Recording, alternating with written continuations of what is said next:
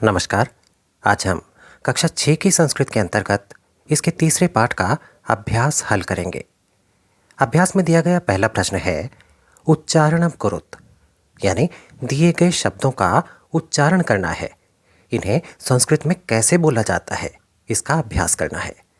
दिए गए शब्द हैं फलम, गृहम, पात्रम, पुष्पम, द्वारम, विमानम, कमलम, फलम, सूत्रम, छत्रम, भवनम और जलम। इसी प्रश्न के दूसरे भाग में चित्राणि दृष्ट्वा पदानि उच्चारयत, यानी दिए गए चित्रों के आधार पर चित्रों को देखकर उसके पदों का उच्चारण करना है। पहले चित्र में एक पत्ता दिखाया गया है। पत्ते को संस्कृत में पर्णम कहा जाता है। दूसरा चित्र एक खिलौने का है जिसे हम संस्कृत में क्रीडानकम कहेंगे। नारियल, इसे संस्कृत में नारिकेलम कहा जाता है। कंप्यूटर को संस्कृत में हम कहेंगे संगणकम। अगला चित्र एक खिड़की का है। खिड़की को वातायनम कहा जाता है। सीढ़ी, सीढ़ी को कहेंगे सोपानम। अगला चित्र एक बगीचे को दर्शाता है। बगीचे को कहेंगे उद्यानम। इसके बाद एक चश्मे का चित्र दिया गया है। चश्मे को हम कहते हैं उपनेत्रम। और आखिर में एक कंघे का चित्र है, कंघा। इसे संस्कृत में हम कहेंगे कंकतम। इसके बाद अभ्यास के दूसरे प्रश्न की ओर बढ़ते हैं। पहले भाग में वर्ण संयोजनम कृत्वा पदम कोष्ठके लिखत। नीचे दिए गए वर्णों को जोड़कर इन्हें कोष्ठक में लिखना है। जैसे कि पहले उदाहरण में दिया गया है प हलंत जमा अ, इससे बना पूरा प, जमा र हलंत, इससे बना आधा र। इसके बाद है जमा न हलंत जमा अ, इससे पूरा अणा बन गया। और अंत में है म हलंत, तो इन सब को जोड़कर बना पर्णम। इसी तरह के वर्ण संयोजन हमने पिछले अभ्यास में भी किए थे। पिछले अभ्यास यानी कि पाठ 1 और पाठ 2 के अभ्यास में हम ये कर चुके हैं। इसी प्रकार ये वाले वर्ण संयोजन हम करेंगे। ख हलंत जमा अ, इससे बना पूरा ख, जमा न हलंत जमा ई, इससे बना नी छोटी की मात्रा के साथ, जमा त हलंत जमा र हलंत जमा अ, इससे बना त्र, और जमा म, ये पूरा बना खनित्रम। इसी प्रकार अगला वर्ण संयोजन करेंगे। प हलंत जमा उ, इससे बना पू, जमा र हलंत जमा आ, ये बना रा, जमा ण हलंत जमा आ, ये बना अणा, और जमा न हलंत जमा ई, ये पूरा बन गया पुराणानी। आगे बढ़ते हैं। प हलंत जमा ओ, ये बना पो, जमा श हलंत जमा अ, ये बना पूरा श, जमा क हलंत जमा आ, ये हुआ का, और जमा अण हलंत जमा ई, इन सबको जोड़कर बन गया पोषकाणी। अंतिम वर्ण संयोजन है क हलंत जमा अ, ये हुआ पूरा क, जमा अंग, जमा क हलंत जमा अ, ये हुआ पूरा क, जमा त हलंत जमा अ, ये भी हुआ पूरा त, जमा म हलंत। इन सबको जोड़कर बन गया कंकतम। इसी के दूसरे भाग में दिया गया है अधोलिखिता नाम पदा नाम वर्ण विच्छेदम कुरुत। नीचे लिखे हुए शब्दों का वर्ण विच्छेद कीजिए, यानी कि इसके वर्णों को अलग अलग करके हमें लिखना है। इस तरह का प्रश्न भी हम पिछले अभ्यासों में कर चुके हैं। इसमें पहला उदाहरण दिया गया है व्यजनम का। वह आधा है तो इसके लिए वह हलंत लिखा जाएगा। जमा यह पूरा है, इसके लिए हम लिखेंगे यह हलंत जमा अ, जमा ज पूरा है तो ज हलंत जमा अ आएगा। इसके बाद न भी पूरा दिया गया है तो न हलंत जमा आ जाएगा। और अंत में म हलंत है तो म हलंत ही लिखा जाएगा। अब इसके प्रश्नों में दिए गए शब्दों की ओर बढ़ते हैं। पहला है पुस्तकम। पुस्तकम में पहले है पु, इसके लिए लिखेंगे प हलंत जमा उ। इसके बाद आधा स है तो स हलंत लिखा जाएगा।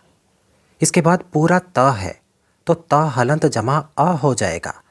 इसके बाद है पूरा क तो जमा क हलंत जमा अ लिखेंगे और म हलंत के लिए जमा म हलंत लिखा जाएगा।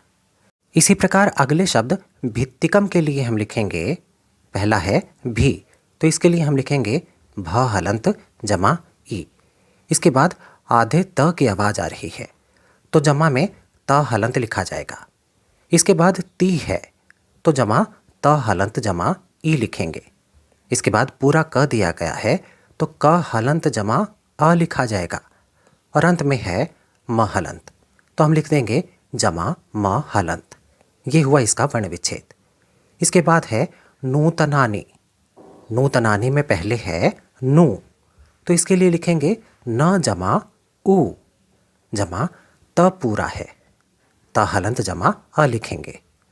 आगे ना के लिए लिखेंगे न हलंत जमा आ और अंत में नी दिया गया है तो जमा न हलंत जमा ई हो जाएगा। अगले वर्ण विच्छेद के लिए शब्द दिया गया है वातायनम। पहला है वा तो इसके लिए लिखेंगे व हलंत जमा आ। इसके बाद ता है तो जमा त हलंत जमा आ लिखेंगे। इसके बाद य पूरा दिया गया है तो जमा य हलंत जमा अ हो जाएगा।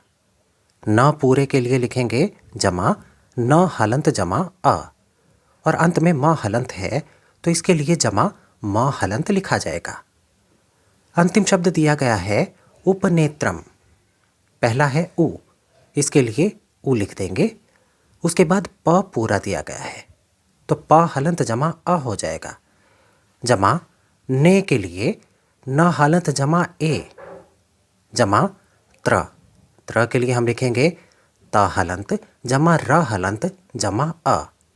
इसके बाद अंत में दिया गया है म हलंत तो जमा म हलंत लिख देंगे। अभ्यास के तीसरे भाग की ओर बढ़ते हैं। चित्राणि दृष्ट्वा संस्कृत पदानि लिखत। नीचे दिए गए चित्रों को देखकर संस्कृत में इनके शब्द लिखने हैं। पहले चित्र में आम दिया गया है। आम को संस्कृत में कहते हैं आम्रम। इसके बाद एक पत्ते का चित्र है। पत्ते को कहते हैं पत्रम। इसके बाद एक पंखा दिखाया गया है। पंखे को हम कहेंगे व्यजनम। इसके बाद एक रुमाल का चित्र है। रुमाल को करवस्त्रम कहा जाता है। अगले चित्र में धागा दिखाया गया है।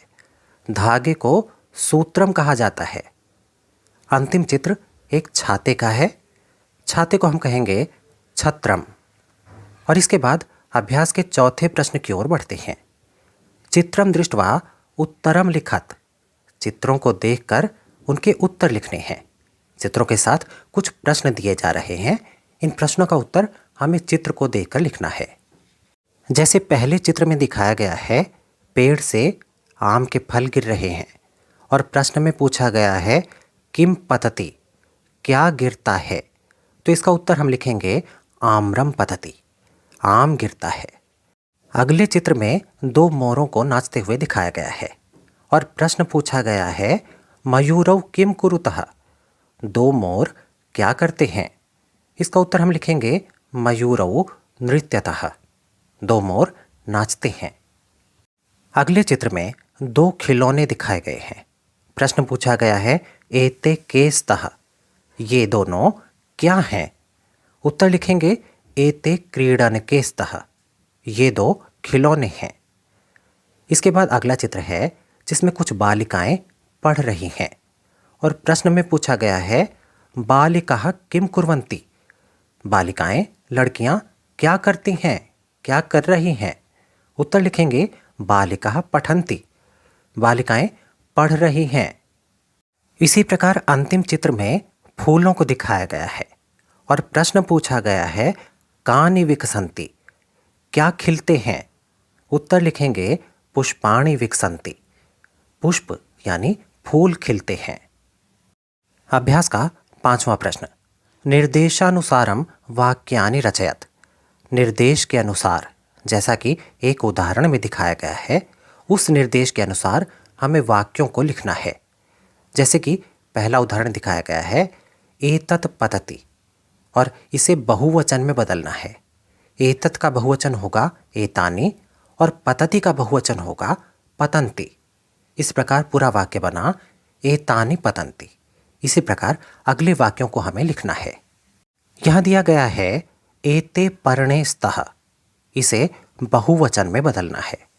यहां एते का बहुवचन होगा एतानि, पर्णे का बहुवचन होगा पर्णानि और स्तः का बहुवचन होगा संति।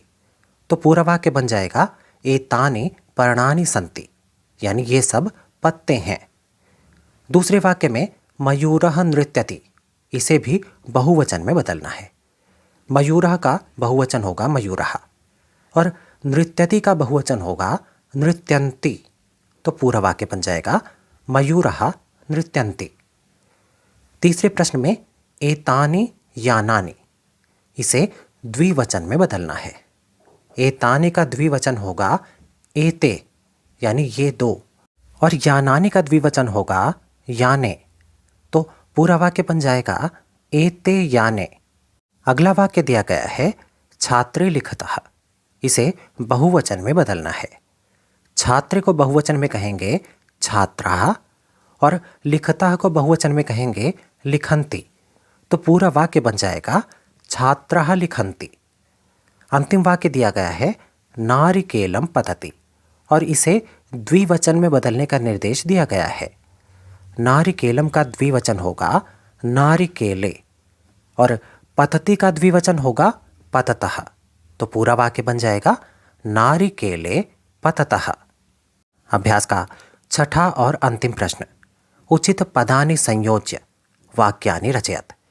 नीचे दिए गए शब्दों का उचित मिलान करके वाक्यों की रचना करनी है।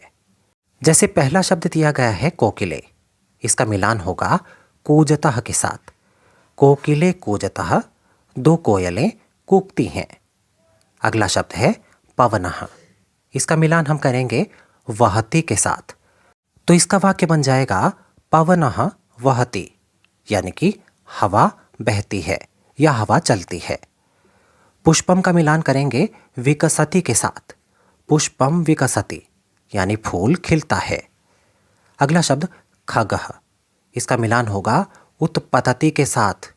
खगः उत्पतति, पक्षी उड़ता है। इसके बाद मयूरः दिया गया है, इसको हम नृत्यन्ति के साथ मिलाएंगे।